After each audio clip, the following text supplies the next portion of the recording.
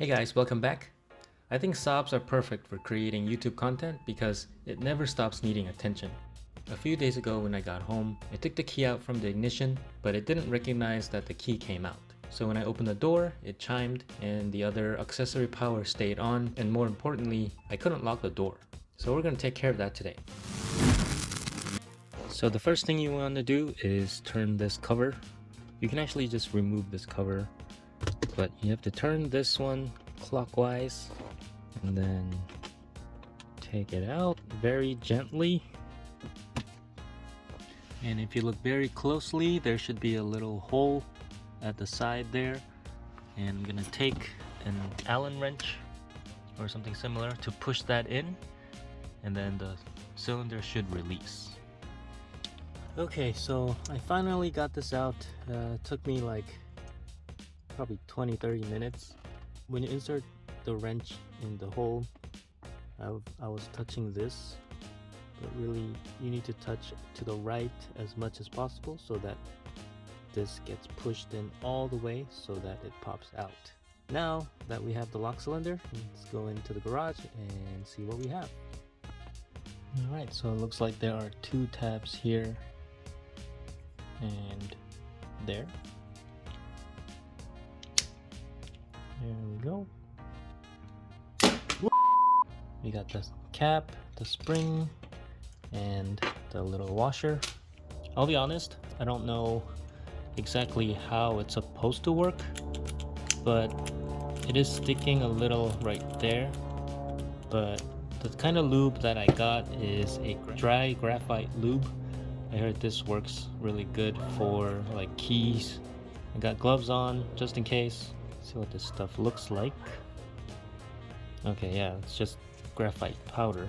From the videos I've seen, that little pin is supposed to pop up all the way, but mine is not doing that. So I'm gonna lube pretty much all of this, that area, and like this area here, and see if that makes any difference.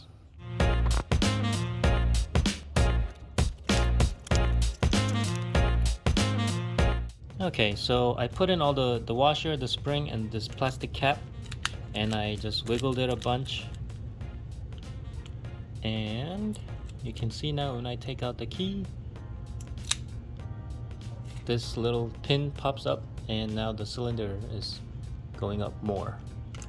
So I think that fixes the issue, but I'm gonna just lube it up a little bit more and put it back in and see if it works.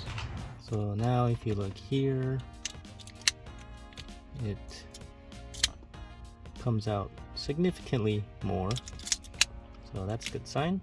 To put it back into the ignition hole, you press this tab and rotate the key until it goes in. So now it's flush with the cylinder, and then there's only one way it goes in because of this ridge right there lines up with that ridge, so it goes in like that. Okay, so now it's in and goes in all good.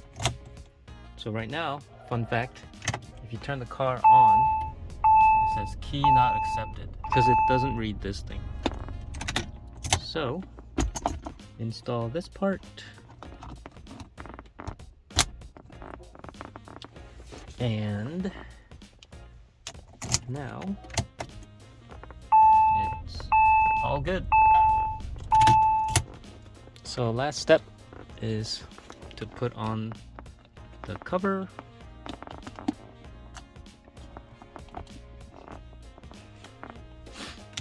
And we're good. I hope this helped in fixing your ignition issues. As always, thanks for watching, and I'll see you guys on the next one.